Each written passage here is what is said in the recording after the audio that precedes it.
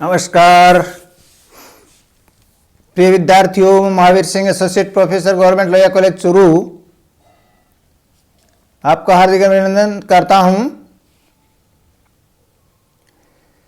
प्रिय विद्यार्थियों, अपन आज के इस लेक्चर में कतार सिद्धांत से संबंधित कुछ प्रैक्टिकल प्रॉब्लम्स डिस्कस करेंगे। एक्चुअल में आपको जो पिछले वीडियो में जो आपको फॉर्मूले दिखाए गए थे, वो कतार जो प्रतिरूप है उससे संबंधित जो विभिन्न प्रकार के सूत्र हैं वो अपन ने डिस्कस किए थे। एक्चुअल में क्या है कि मुख्य रूप से आपको 5 जो फॉर्मूले हैं वो आपको बिल्कुल ऐसे होने चाहिए, एकदम से पक्के कंठस्थ होने चाहिए आपके, और उनकी प्रैक्टिस आप बार बार करेंगे। वो 5 प्रकार के फॉर्मूले क्या हैं? वो एक तरह से हम 5 कांस्टेंट्स कह सकते हैं, उनको स्थिरांक कह सकते हैं, जो महत्वपूर्ण चीजें होती हैं जो कतार के बारे में कैलकुलेट की जाती हैं। पहले नंबर पर तो जैसे है यूटिलाइजेशन रेशियो U, जो कि लैम्डा अपॉन म्यू इंटू 100 से ज्ञात करते हैं। वो ये बताता है कि वास्तव में सेंटर की क्षमता का कितना % यूज हो रहा है, और साथ ही 1 - U से हम ये भी बता सकते हैं कि वो सेंटर का जो सेंटर है या केंद्र है जो सेवा देने वाला, वो कितने वक्त है वो खाली पड़ा रहता है या व्यस्त नहीं रहता है या उसका प्रयोग नहीं हो पाता है। जैसे मान लीजिए ये हुआ कि 75% यूज हो रहा है, इसका मतलब 25% वो यूज नहीं हो रहा है सेंटर की सेवाओं का। तो ये एक तो ये हम पता लगाते हैं, जिसको हम यूटिलाइजेशन रेशियो कहते हैं। इसके अलावा हमें यह पता लगाना होता है कि किसी एक निश्चित समय के ऊपर अपन ये अगर जानना चाहें कि कितने व्यक्ति उस सिस्टम में एक्चुअल में हैं। सिस्टम में होने का मतलब ये होता है कि कितने जने तो जो है वो लाइन में खड़े हैं और फिर कितने आगे सर्विस ले रहे हैं। तो इस तरीके से उनका हमें पता लगाना होता है, तो इसको हम EN कहते हैं। तो वो total number in the system होता है।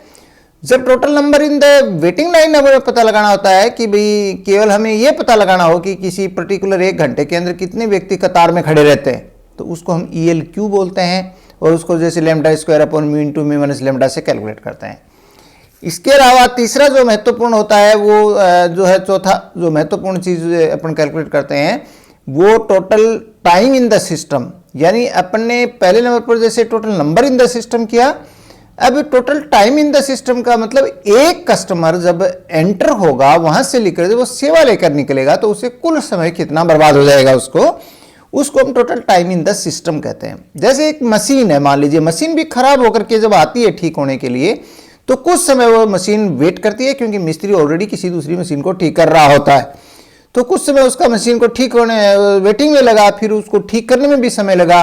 तो दोनों को जब हम मिलाते हैं तो वो total time in the system होता है। इसको कैलकुलेट करने का फॉर्मूला सीधा 1/μ - लैम्डा था, जो कि प्रति मशीन कितना समय बर्बाद होता है सेंटर पर, या हम कह सकते हैं कितनी देर वेट करना पड़ा, कितनी देर सेवा ली, तो total time in the system. और अगर केवल कतार में यानी केवल वेटिंग करने का टाइम अगर पता लगाना हो तो lambda upon mu into mu minus lambda द्वारा, जिसे हम ELQ या ETW अपन कहते हैं समय के लिए, वो हमें कैलकुलेट करना पड़ता है।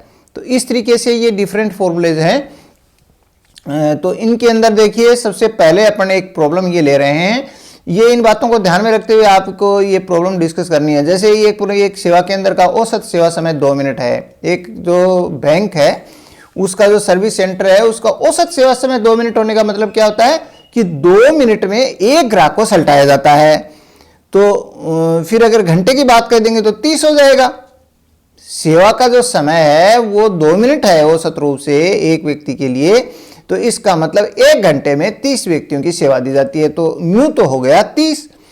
और आते हैं ग्राहक जो सेवा लेने के लिए आने वाले हैं वो 1 घंटे में 20 आते हैं, तो लैम्डा इक्वल टू 20।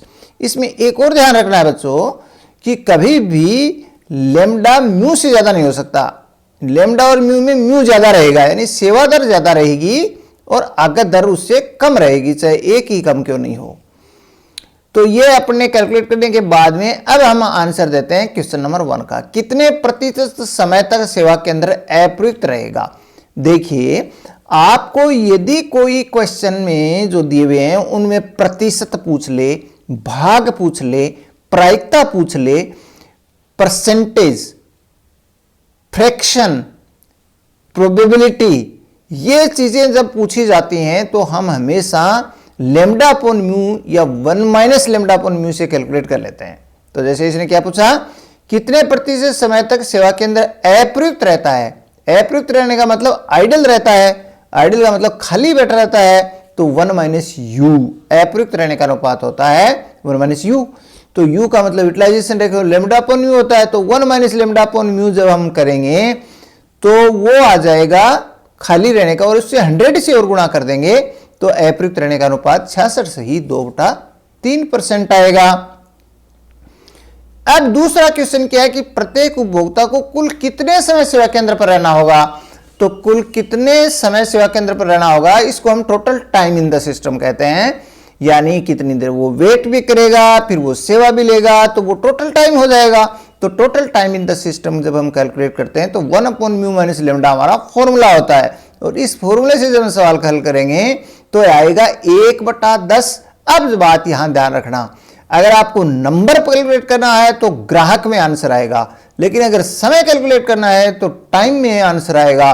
तो हम क्या लिखेंगे, 1/10 घंटा प्रति ग्राहक, 1/10 घंटा या 6 मिनट प्रति ग्राहक आ जाएगा।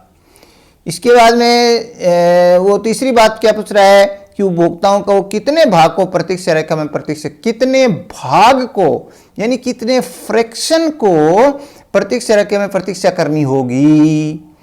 अब जरा हम सोचें कि वेटिंग लाइन में वेट करने का फ्रैक्शन क्या होगा। तो फ्रैक्शन क्या होगा, होते ही दिमाग में आपका आ जाना चाहिए कि या तो u या 1 माइनस यू से हम सवाल को हल करेंगे। अब यहां पर u लगेगा, 1 माइनस यू लगेगा, ये आपको सोचने की बात है। तो प्रतिशत भाग वेटिंग कितने, तो वेटिंग करने मतलब जब सेंटर बिजी रहेगा, जब सेंटर बिजी रहेगा तभी वेट करने की जरूरत है। अब मान लीजिए एक भी व्यक्ति सेंटर पर नहीं है, तो कोई भी व्यक्ति आएगा तो आते ही उसको सेवा मिल जाएगी, उसको वेट करना नहीं पड़ेगा। तो जब ये पूछ रहा है कि वेट करने का इसके अंदर फ्रैक्शन क्या होगा, मतलब किसी भी सेंटर के व्यस्त रहने की जो प्रतिशत होगा वही उसके वेट करने का जो है वो टाइम होगा, परसेंटेज टाइम होगा, या उसका भाग होगा या फ्रैक्शन होगा। तो हम क्या कह सकते हैं कि लेमडा अपॉन म्यू इसका आंसर होगा, यानी जो इसका आंसर ये आ जाएगा लेमडा अपॉन म्यू इंटू 100, यानी 20/30 इंटू 100, तो 66 से ही 2/3% आ जाएगा। और ये ऊपर वाले में देखिए ये था 66 से 2/3%, तो इसका यूटिलाइजेशन रेशियो था, अप्रयुक्त रहने का अनुपात था, तो 100 में से घटाया तो 33 से 1/3% आ गया था। तो ये उसका उल्टा हो गया ना बात, वो अप्रयुक्त रहने का था, ये बिजी रहने का होता है। बिजी रहने का मतलब ये है कि वेट करने की प्रोबेबिलिटी, फ्रैक्शन, परसेंटेज पूछने का मतलब ही ये होता है कि वो centre is busy and you have to calculate u. Next देखिए, एक फर्म है, उसकी मरम्मत करने वाला एक मिस्त्री है उसके ऊपर, और वो 8 घंटे काम करता है और प्रति घंटे 6 मशीनें ठीक होने के लिए आते हैं, और उसकी जो कैपेसिटी है ठीक करने की वो प्रति घंटा 1 मशीन ठीक करता है। तो वो 8 घंटे के अंदर जब काम करेगा तो 8 मशीन ठीक कर देगा, और मशीन आती है खराब हो कि 6, तो लेमडा तो हो गया 6 आगत दर तो, और सेवा दर हो गई 8 मशीन प्रतिदिन है। ये ध्यान रखिए, हमेशा हम जब लिखते हैं आगत दर तो ग्राहक के रूप में लिख करके आगे प्रति घंटा, प्रति मिनट, प्रति दिन जरूर लिखना चाहिए, क्योंकि इसी के ऊपर आगे आपके आंसर डिपेंड करते हैं। तो अब अपने को कैलकुलेट करना है, जैसे total number of machine in the system, तो total number of machine in the system EN है, तो lambda upon mu minus lambda हो जाएगा, तो 6/8 माइनस 6 करेंगे तो 3 मशीन सिस्टम में पर डे रहती हैं, पर डे रहती हैं 3 मशीनें सिस्टम के अंदर। अब मशीन इन वेटिंग कहेंगे तो lambda square upon mu into mu minus lambda करेंगे तो ये आ जाएगा 2.25 मशीन पर डे। और इसके बाद में टाइम से रिलेटेड दोनों प्रॉब्लम है, जो वो इस तरीके से कहते हैं, total time in the system और total time in waiting. Time in the system means 1 upon mu minus lambda, तो 1 अपॉन म्यू माइनस लेमडा करेंगे तो 1/2 डे पर मशीन आएगा, दैट मीन्स 4 घंटे पर मशीन। और इसके अलावा टोटल टाइम इन वेटिंग करेंगे तो ETW आएगा, तो तो वो lambda upon mu into mu minus lambda करेंगे तो ये 3/8 डे पर कस्टमर हुआ। तो फिर 3/8 का मतलब कितने हो गए, 3 घंटे हो गए, 3 घंटे पर मशीन, कस्टमर का मतलब यहाँ से मशीन से है। और यूटिलाइजेशन रेशियो तो लेमडा अपॉन म्यू इंटू 100 होता ही है, तो 75%। अभी एक प्रॉब्लम और ले लेते हैं अपन, जैसे लेमडा आपका दे दिया 15 ग्राहक प्रति घंटा और जबकि सर्विस रेट दे दी 20 ग्राहक प्रति घंटा, ठीक है। तो अब आपसे 3-4 बातें जो कैलकुलेट करवा रहा है वो, जैसे what percent of time, that means आपको यू और 1 minus you, what fraction, what percentage, what proportion, what probability, तो इन सब में अपन यू और 1 माइनस यू काम रहता है। What percent of time will the counter be idle, अरे भाई सीधी सी बात है कि वो सेंटर कितने परसेंट में ना आइडल बैठा रहता है, खाली रहता है, यानी यूटिलाइजेशन नहीं हो रहा होता है, उसका यूटिलाइज नहीं हो रहा होता है, तो वो 1 माइनस यू होता है। तो ये जो चीज़ है 1 माइनस यू होता है, तो अपन क्या कर सकते हैं कि 1 माइनस 15/20, तो 5/20 यानी 1/4, तो 1/4 जो है इसका मतलब होता है 25%। तो परसेंट के रूप में पूछा था, परसेंट में कर लेंगे, तो 25% टाइम के अंदर वो खाली रहेगा, दैट मीन्स 75% यूज रहेगा। How long will it take the average customer to wait in line and be served. अब इसने यहां पर टाइम पूछ लिया, क्या पूछ लिया, टाइम पूछ लिया, लेकिन टाइम दो तरीके के होते हैं, एक टाइम होता है इन द सिस्टम और एक होता है टाइम इन वेटिंग लाइन। तो अब ये यहां क्या कह रहा है कि उसको कितना इंतजार करना पड़ेगा, ये आपको बताना है। Average customer to wait in line and be served, तो लाइन एंड बी सर्व्ड दोनों है, इसका मतलब टोटल टाइम हो गया, क्योंकि लाइन में और फिर वेट और सेवा लेने में, तो दोनों मिलाकर के करेंगे तो उसको क्या करेंगे, ईटी बोलेंगे, और 1/म्यू माइनस लेमडा इसका फॉर्मूला हो जाएगा। राइट, तो ये अपने सामने है, तो ये 25% आ जाएगा इसका। 25% टाइम के अंदर वो वो तो आइडल रहता है, लेकिन दूसरा जो बी था वो वेटिंग टाइम था, तो वेटिंग टाइम 1/5 घंटा आता है, और 1/5 घंटा का मतलब 12 मिनट होता है। 1/5 घंटे आता है 1/म्यू माइनस लेमडा, इसका मतलब 1/5 आवर, दैट मीन्स 12 मिनट उसको है जो वेट करना पड़ता है, और सेवा लेने में तो टोटल टाइम लग जाता है उसका 12 मिनट का। व्हाट फ्रैक्शन, अब फ्रैक्शन पूछ लिया तो फिर वो यू माइनस यू होता है, तो what fraction of customers will have to wait in line, तो कितने परसेंट जो फ्रैक्शन है वो जो है उनको लाइन में वेट करना पड़ेगा, मतलब कितने परसेंट यूटिलाइजेशन रेशियो होगा।